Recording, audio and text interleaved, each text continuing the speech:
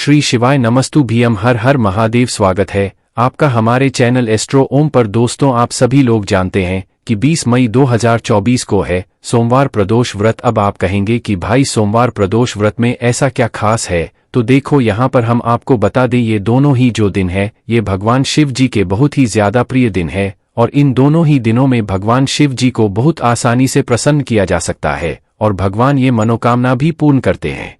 पर दोस्तों, जब ये सोमवार और प्रदोष व्रत एक ही दिन पड़ जाए तो ये एक सोने पे वाली बात हो जाती है। इसीलिए इस मौके को आपको अपने हाथ से नहीं जाने देना चाहिए, क्योंकि भाई ये जो मौके हैं ये सोमवार प्रदूषण व्रत का ये काफी समय बाद आता है, ऐसे हर बार नहीं आता है।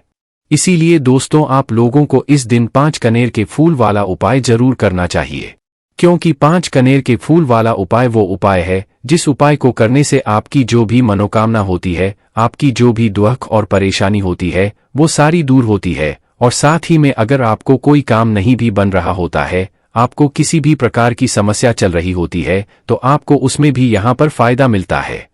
और दोस्तों, जब आप लोग इस सोमवार प्रदोष व्रत को, जो कि 20 मई 2024 के दिन पड़ रहा है, इस दिन आप जो भी उपाय करेंगे, इस उपाय का फल आपको बहुत ही जल्दी और बहुत बड़ा होकर मिलेगा, क्योंकि आप इस उपाय को एक बहुत ही बड़े विशेष दिन पर कर रहे हैं जो कि काफी समय बाद आता है। तो दोस्तों, इस सोमवार प्रदोष व्रत को आपको 5 कनेर के फूल वाला उपाय कैसे करना है वो हम आपको यहाँ पर समझाते हैं।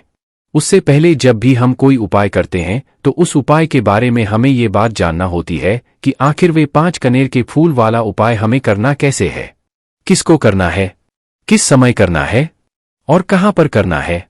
तो देखिए, सबसे पहले चीज ये 5 कनेर के फूल वाला उपाय किसको करना है हम ये समझ लेते हैं।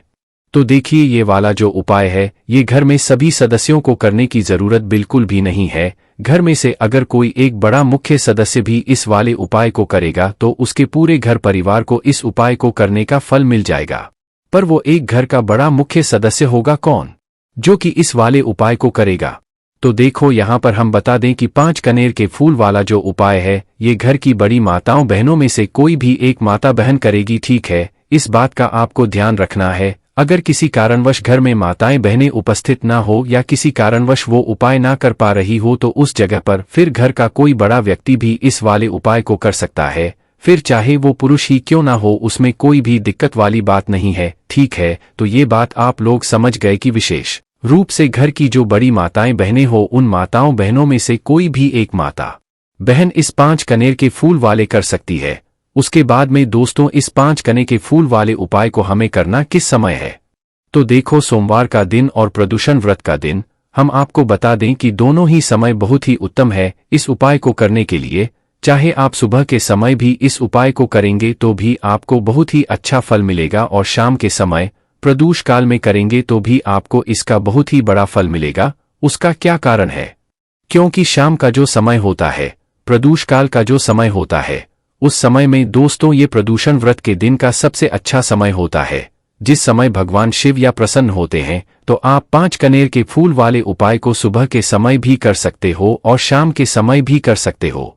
सुबह कर रहे हो तो 10, 11, 12 बजे तक उपाय कर लेना।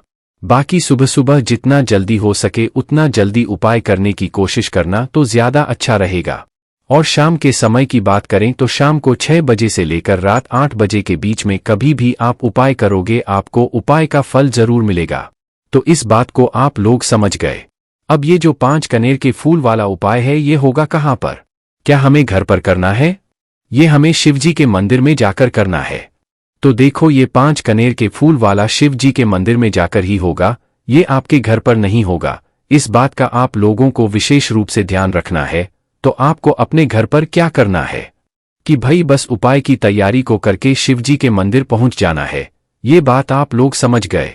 उसके बाद में दोस्तों अब आती है मेन बात, ये 5 कनेर के फूल हमें लाना कहाँ से है?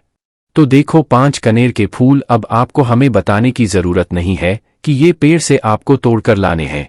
ये आपको किसी दुकान पर बिकते हुए ज्यादातर नहीं मिलेंगे, और जहां पर भी ये कनेर का फूल लगा हुआ होता है वहां आपको अच्छी से अच्छी सा खासी मात्रा में 5 कनेर के फूल यहां पर मिल जाएंगे, ठीक है। बस ध्यान रखना कि अगर आप किसी के घर के अंदर से तोड़ रहे हो तो उससे पूछ लेना, हालांकि अगर उसका पेड़ बाहर लटक रहा है और बाहर फूल नीचे भी कर रहे हैं तो आप बिना पूछे भी तोड़ सकते हो, पर अगर उसके घर के अंदर लगा हुआ और आपका हाथ नहीं पहुंच रहा है तो आप उससे इजाजत लेकर उससे पूछकर वह करने के फूल तोड़ सकते हो, ताकि आपको उपाय का अच्छा फल मिल जाए। ठीक है, और बाकी आपको चोरी वगैरह से वैसे फूल नहीं तोड़ना है। वैसे ये फूल आसानी से मिल जाते हैं, आपको इसमें कुछ अलग से करने की बात नहीं है। तो 5 कन्नी के फूल यहाँ पर आपको सिर्फ चाहिए, जो कि आप सुबह सुबह भी तोड़ सकते हो, एक दिन पहले तोड़कर भी रख सकते हो।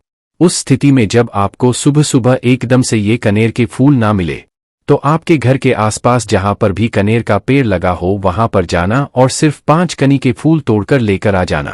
ताज़ा फूल लाओगे तो ज्यादा बेहतर रहेगा, बाकी रात में रखोगे तो फिर उतना बेहतर नहीं रहेगा। हाँ, उस स्थिति में रख सकते हो जब आपको सुबह एकदम से ना मिले, आपके घर के आसपास कोई कने का पेड़ ना हो और आप कहीं दूर से लेकर आए हुए हो, तो उस समय पर आप लोग सकते हो।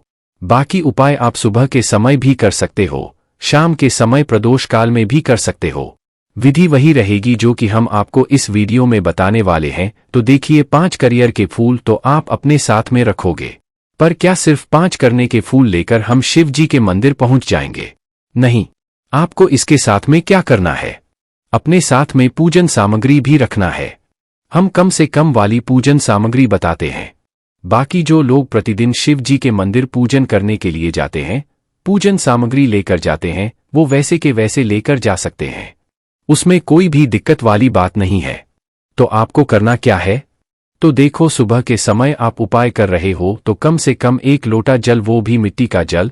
वैशाख का महीना है, वैशाख का सोमवार है, वैशाख का प्रदोष व्रत है, तो भी मिट्टी का जल अगर आपको मिल जाए बहुत अच्छी बात है। रात्रि में भरकर रख देना किसी मिट्टी के पात्र में, तो वो जल सुबह आप लोग लेकर जाना। बाकी सादा जल भी लेकर जाओगे, कोई भी दिक्कत वाली बात नहीं है। इसके 1 लोटा जल के अलावा जो भी पूजन सामग्री है वो लेकर जा सकते हो, उसमें भी कोई दिक्कत वाली बात नहीं है। और अपने उपाय की सामग्री को रखकर शिवजी के मंदिर पहुंच सकते हो। उपाय को करने के लिए जितना जल्दी हो सके सुबह सुबह उपाय को करने की कोशिश करना। शाम के समय की बात करें तो अपने 1 गोलबत्ती का शुद्ध देसी गाय का घी का आटे का दीपक तैयार करके लेकर जाना है। इसके अलावा आपको शाम के समय और कुछ लेकर जाने की जरूरत नहीं है। बस दीपक को घर से जलाकर नहीं लेकर जाना है, अपनी माचिस लेकर जाना है और मंदिर में जाकर जलाना है। इस बात का आप लोगों को ध्यान रखना है। तो यहां तक आप लोग बात समझ गए। अब इसके बाद हम समझते हैं कि इस 5 कनेर के फूल वाले उपाय को आखिर आपको करना कैसे है, कहां पर करना है। ये बात तो आप समझ गए हो, तो करना कैसे है वो सुनिए। तो देखिए, 5 कनेर के फूल सबसे पहले आप लोग अपने साथ में रखकर शिव जी के मंदिर पहुंच जाना और जाते से उपाय मत करने लग जाना। भगवान के दर्शन करना मतलब हाथ जोड़कर उनको निहारना 1-2 सेकंड, 5 सेकंड, 10 सेकंड तक। उसके बाद में शिव जी के शिवलिंग के पास में आना। पहले आपको क्या करना है, पूजन अर्चना करना है, पहले उपाय नहीं करना है। जैसे 1 लोटा जल लेकर गए हुए हो तो 1 लोटा जल चढ़ा दो। पूजन सामग्री जो भी है उनसे पूजन अर्चना कर लो। शाम के समय जा रहे हो तो पहले अपना भय घी का दीपक शिवजी के शिवलिंग के पास में बैठकर आराम से जला देना। और दोस्तों, उपाय को करते समय कोई भी आप जल्दबाजी मत करना, आराम से उपाय करना और उस दीपक को रखने के बाद ही अपने उपाय को शुरू करना।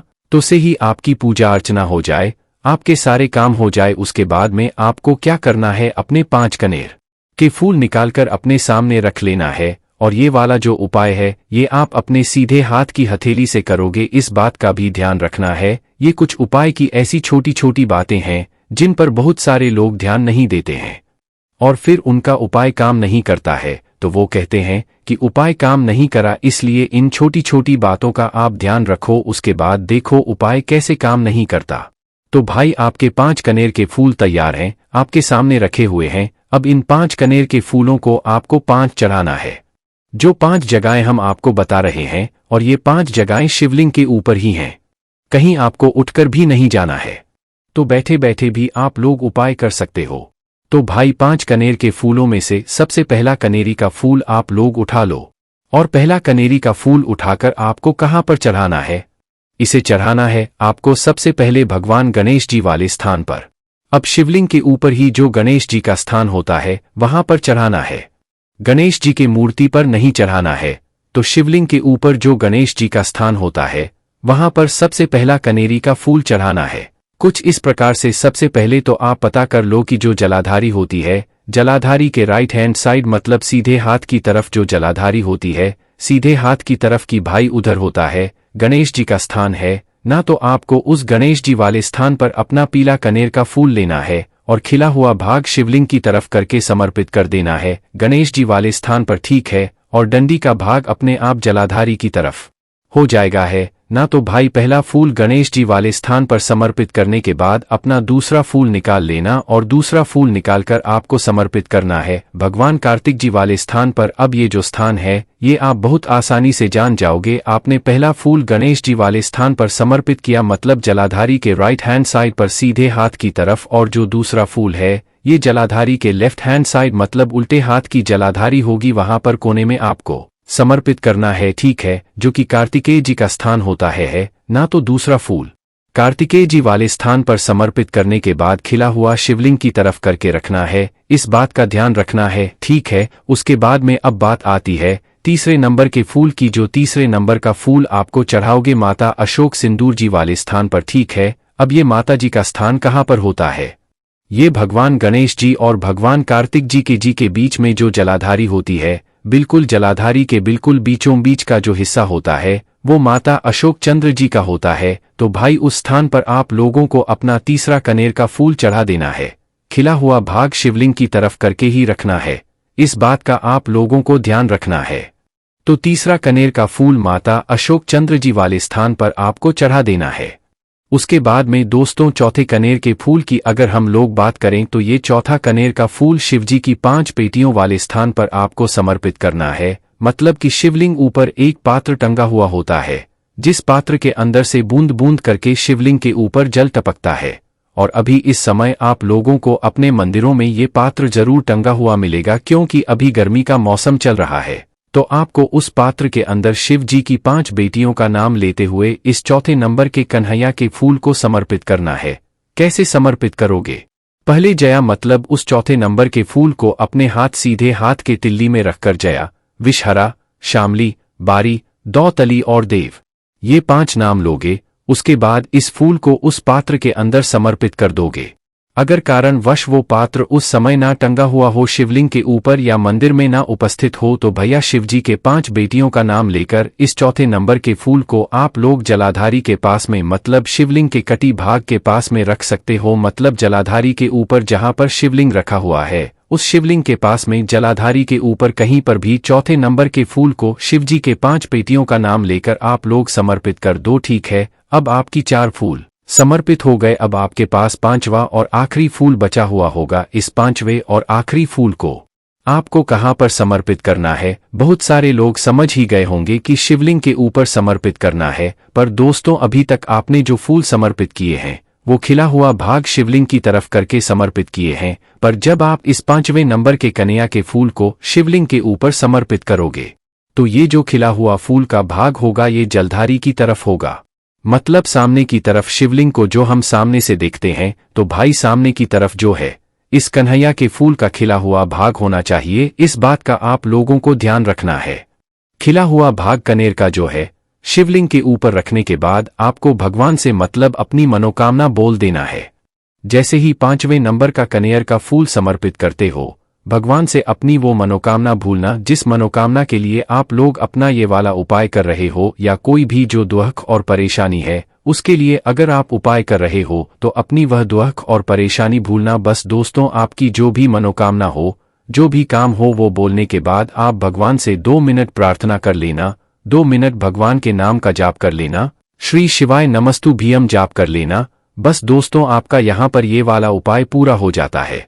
बाकी दोस्तों इस उपाय को करने में अगर आपको कोई भी दिक्कत समस्या आती है तो कमेंट करके पूछ सकते हैं। श्री शिवाय नमस्तुभ्यम, हर हर महादेव।